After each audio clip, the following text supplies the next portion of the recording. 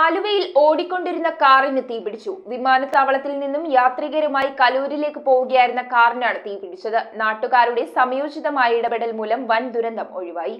4 യാത്രികരുമായി കലൂരിലേക്ക് പോവുകയായിരുന്ന നെടുമ്പാശ്ശേരി സ്വദേശി ബിനോദ് ജേക്കബിന്റെ കാറിനാണ് തീപിടിച്ചത്. രാത്രി 11:40ഓടെയായിരുന്നു സംഭവം. ടയറിനാണ് തീപിടിച്ചത്. ഇത് കണ്ട് നാട്ടുകാർ വണ്ടി കൈകാണിച്ച് നിർത്തുകയായിരുന്നു. തുടർന്ന് ഡ്രൈവർ ഉൾപ്പെടെ എല്ലാവരും കാറിൽ നിന്ന് ഓടിയിറങ്ങി.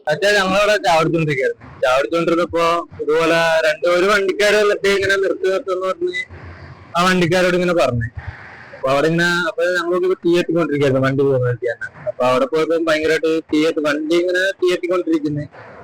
അതിനിടയ്ക്ക് ഞങ്ങളപ്പോ ഓടിപ്പോയി. അപ്പൊ നാട്ടുകാരെല്ലാരും ഓടി വന്ന് എന്നിട്ട് പിന്നെ ഷോറൂമിന്റെ അവിടെ നിന്ന് ഫയർ ആൻഡ് സേഫ്റ്റി ആ സാധനമൊക്കെ എടുത്തിട്ട് കെടുത്താനുള്ള ശ്രമത്തിലായിരുന്നു. എന്നിട്ടും കിടന്നൊന്നുമില്ലായിരുന്നു. വണ്ടി കത്തിക്കൊണ്ട് തന്നെ ഇങ്ങനെ ഇരിക്കായിരുന്നു.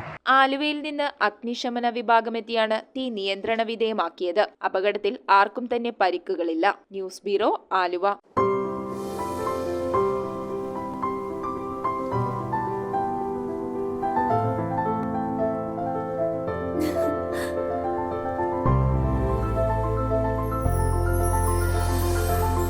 കളങ്കമില്ലാത്ത സൗഹൃദം പോലെ കലർപ്പില്ലാത്ത വിശ്വാസം.